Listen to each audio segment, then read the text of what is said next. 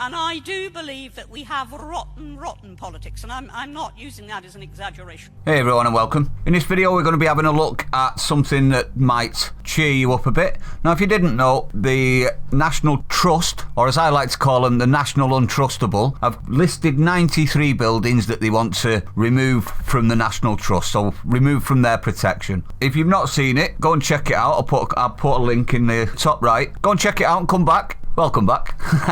Now, this story is in regards to museums this time. So it's not just the National Trust, this is aimed at museums. Now, their article is titled, "Museums Risk Funding Cuts If They Remove Controversial Objects, Culture Secretary Warns." Now, this comes on the back, I'm not too sure if you know, of the British Museum removing the bust of Hans Sloane, who is the founder, to a less prominent position. So this is effectively aimed at them and others along the lines of the British Library, who, this is what they termed it as, reinterpreted the busts of the historic figures Sir Hans Sloane, Sir Robert Cotton, Sir Joseph Banks and Thomas Grenville. So they've been taking theirs down as well. Now, what the government have actually said is they will cut funding if they keep doing this. They've also said that nothing should be removed, especially because of activism or politics, which is a perfect response, is it not? This is our history, warts and all, and we should be enabled and allowed to learn from our history.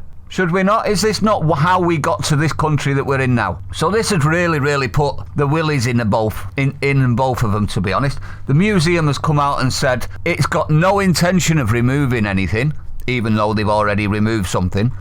Please don't take our funding. In regards to the museum, it did actually move it, so it wasn't removed completely.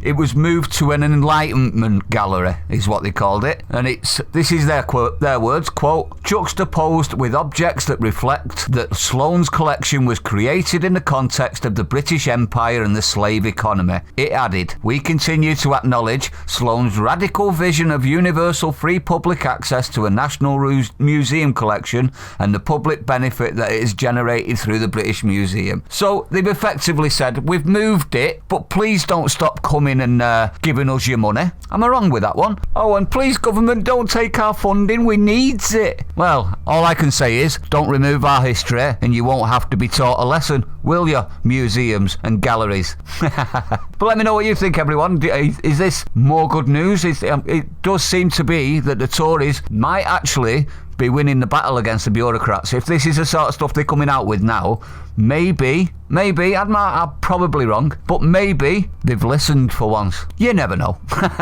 Now this comes from the Culture Secretary, Oliver Dowden, and he said, and I quite like this, "The government does not support the removal of statues or other similar objects. History is ridden with moral complexity. Statues and other historical objects were created by generations with different perspectives and understandings of right and wrong. Some represent figures who have said or done things which we may find deeply offensive and would not defend today. But though we may now disagree with those who created them or who they represent, they play an important role in teaching us about our past with all its fault." If you're new to the channel, don't forget to hit the like, comment, subscribe, hit the bell icon, share it out, save our history, and I'll see you on the next one.